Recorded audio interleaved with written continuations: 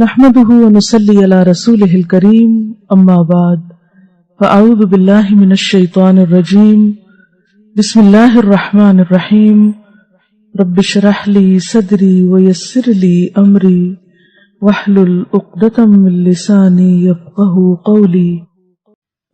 صحبت اور غسل جنابت۔ صحابہ کرام رضی اللہ عنہم کے درمیان غسل جنابت کا ایک مسئلہ زیر بحث آیا۔ ایک گروہ کہتا تھا کہ غسل صرف دخول پہ فرض ہو جاتا ہے، انزال شرط نہیں، یعنی واٹر ڈسچارج جو ہے وہ ضروری نہیں۔ دوسرا گروہ بیان کرتا تھا کہ وجوب غسل کے لیے دخول کے ساتھ انزال بھی شرط ہے۔ یہ طویل مباحثہ کسی فیصلہ کن صورت پر منتج نہ ہوا۔ آخر قرار پایا کہ ام المومنین حضرت عائشہ رضی اللہ عنہا سے دریافت کیا جائے۔ حضرت عائشہ نے کہا کہ رسول اللہ صلی اللہ علیہ وسلم نے فرمایا، اذا جلس بین شعبها الاربع ومس الختان الختان فقد وجب الغسل۔ جب مرد عورت کی 4 شاخوں کے درمیان بیٹھ جائے اور اس کا محل ختنہ عورت کے محل ختنہ کے ساتھ مس کرے تو غسل واجب ہو جاتا ہے۔ تو مسئلہ یہ ثابت ہوا کہ صرف دخول پر ہی مرد اور عورت جنبی ہو جاتے ہیں اور ان پہ غسل واجب ہو جاتا ہے، انزال یعنی منی کا نکلنا شرط نہیں۔ جنابت کے احکام۔ وجوب غسل کی حالت کو حالت جنابت کہتے ہیں۔ وجوب غسل یعنی جب غسل واجب ہو جاتا ہے تو اس حالت کو جنابت کہتے ہیں۔ جنابت کا لفظ جم سے، جم پہلو کو کہتے ہیں، نہیں بچنا۔ مندرجہ ذیل 4 حالتوں میں مسلمان مرد اور عورت پر غسل کرنا فرض ہو جاتا ہے۔ نمبر 1، جوش کے ساتھ منی خارج ہونے کے بعد، اس میں احتلام بھی داخل ہے، یعنی کوئی ایسا خواب آئے یا ویسے۔ نمبر 2، صحبت کے بعد یعنی سیکشول انٹرکورس کے بعد۔ نمبر 3، حیض کے بعد۔ نمبر 4، نفاس کے بعد یعنی بچے کی پیدائش کے بعد۔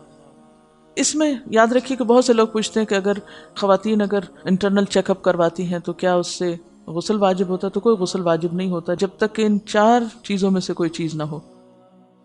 اس میں یاد رکھیے کہ بہت سے لوگ پوچھتے ہیں کہ اگر خواتین انٹرنل چیک اپ کرواتی ہیں تو کیا اس سے غسل واجب ہوتا ہے؟ تو کوئی غسل واجب نہیں ہوتا جب تک کہ ان 4 چیزوں میں سے کوئی چیز نہ ہو۔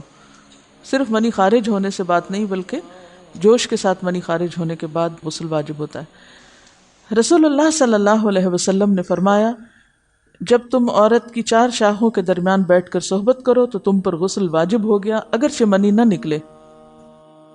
آپ نے غور کیا ہوگا کہ طہارت کے مسائل بہت تفصیل کے ساتھ اور اپنے اندر بہت ڈیٹیلز رکھتے ہیں، اور بہت سے موضوعات ایسے ہیں کہ جو انسان کی ظاہری زندگی نہیں بلکہ اس کی نجی اور ذاتی زندگی سے متعلق بھی ہیں، لیکن اس طرح پبلکلی ان کو پڑھانا اور ان کو سکھانا یہ بھی ایک ضرورت ہے، کیونکہ آپ صلی اللہ علیہ وسلم نے انصار کی خواتین کی تعریف کی کہ انصار کی خواتین کتنی اچھی ہیں جنہیں حیا دین کا علم حاصل کرنے سے نہیں روکتا۔ تو سوال یہ پیدا ہوتا ہے کہ آخر اتنی تفصیلات کیوں؟ اور بعض لوگ اس کو ناپسندیدہ قرار دیتے ہیں، تو ایسا کرنا ناسمجھی کی علامت ہے۔ ہم دیکھتے ہیں کہ انسان اگر اللہ کے بتائے ہوئے طریقے کے مطابق زندگی بسر کرتا ہے تو اس میں خیر ہی خیر ہے، اور وہ صرف خیر اس کی اپنی ذات تک نہیں رہتی، بعض اوقات دوسروں کی بھلائی کا ذریعہ بھی بن جاتی۔ عورت کو بھی احتلام ہوتا ہے۔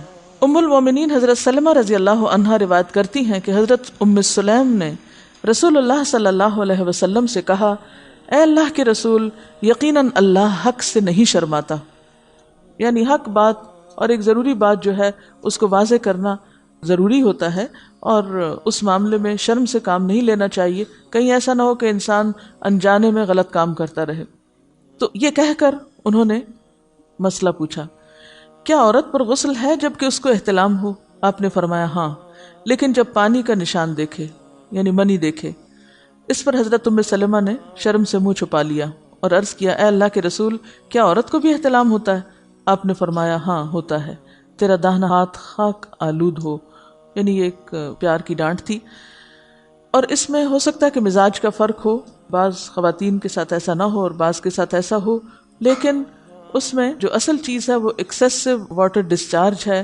اس میں کہیں ایسا نہ ہو کہ لیکوریا وغیرہ کے ساتھ اس کو ریلیٹ کر دیا جائے، دونوں چیزوں میں فرق ہے۔ اور احتلام جو ہے وہ سوتے وقت ہوتا ہے، یعنی سو کر اٹھنے پر اگر انسان اپنے کپڑوں پر زیادہ ڈسچارج دیکھے، خواہ کوئی خواب یا کوئی فیلنگ یاد نہ بھی ہو، تو پھر غسل کرنا ضروری۔ معلوم ہوا کہ عورت یا مرد نیند سے اٹھ کر اگر تری یعنی نشان منی دیکھیں تو یہ احتلام کی علامت ہے، لہٰذا ان پر غسل کرنا فرض ہو جاتا ہے۔ اور اگر احتلام کی کیفیت انہیں یاد ہو لیکن نشان نہ پائیں، یعنی خواب یاد ہے لیکن کوئی سامنے علامت نہیں، تو غسل فرض نہیں ہوگا۔ ایسی صورت میں شک کی ضرورت نہیں ہے کہ نہیں وہ میں نے خواب دیکھا اور مجھے خواب بالکل صحیح یاد ہے تو مجھے نہانا چاہیے، نہیں، محض خواب پر نہیں نہایا جائے گا جب تک کہ فزیکلی کوئی ایسی چیز سامنے دیکھی نہ جائے۔ حضرت ام سلمہ روایت کرتی ہیں کہ میں نے کہا، اے اللہ کے رسول صلی اللہ علیہ وسلم، میں اپنے سر کے بال خوب مضبوط گوندتی ہوں، کیا میں انہیں غسل جنابت کے وقت کھولا کروں؟ آپ نے فرمایا، ان کا کھولنا ضروری نہیں، تیرے لیے یہی کافی ہے کہ 3 لپ پانی اپنے سر پر ڈالے، پھر اپنے سارے بدن پر پانی بہائے، پس تو پاک ہو جائے گی۔ یعنی بالوں کی جڑیں بھیگنا، سکن بھیگنا ضروری ہے، سارے بال کھولنا ضروری نہیں ہے۔ جنبی کے بالوں کا مسئلہ، حضرت عائشہ کو خبر ملی کہ حضرت عبداللہ ابن عمرو عورتوں کو غسل جنابت کے لیے بال کھولنے کا حکم دیتے ہیں۔ فرمانے لگی، ابن عمرو پر تعجب ہے، انہوں نے عورتوں کو تکلیف میں ڈال دیا، وہ انہیں سر منڈوانے کا حکم کیوں نہیں دے دیتے؟ یہ حضرت عائشہ کی ڈانٹ تھی، یعنی وہ یہ تو کہنے کہ عورتیں بال کھول کھول کے نہائیں، تو وہ پھر سیدھا یہی کہیں کہ عورتیں بال منڈوا لیں۔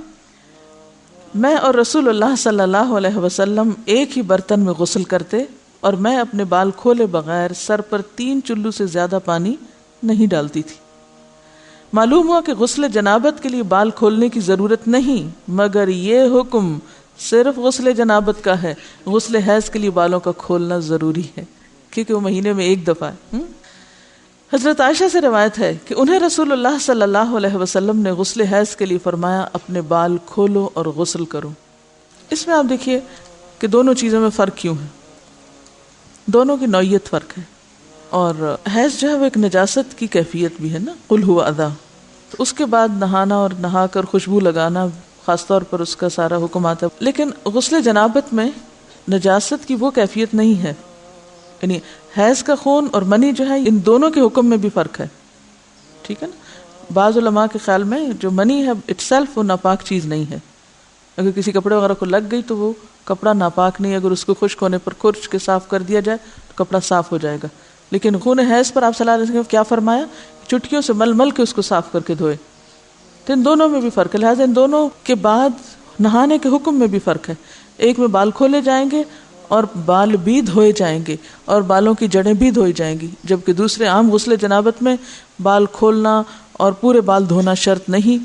بہت سی بچیاں ایسی جن کی شادی ہوتی ہے اور اس کے بعد انہیں ان مسائل کا پتہ نہیں ہوتا، یا تو پھر شرم کے مارے نہاتی نہیں، یا نہاتی ہیں تو پھر وہ پورے بال دھو دھو کے سکھانے میں اور ان چیزوں میں اتنا وقت ضائع کر دیتی ہیں کہ پھر بعضوں کا شوہر کی نافرمانی اور آپس کے تعلقات میں ٹینشن، لوگوں کا خوف۔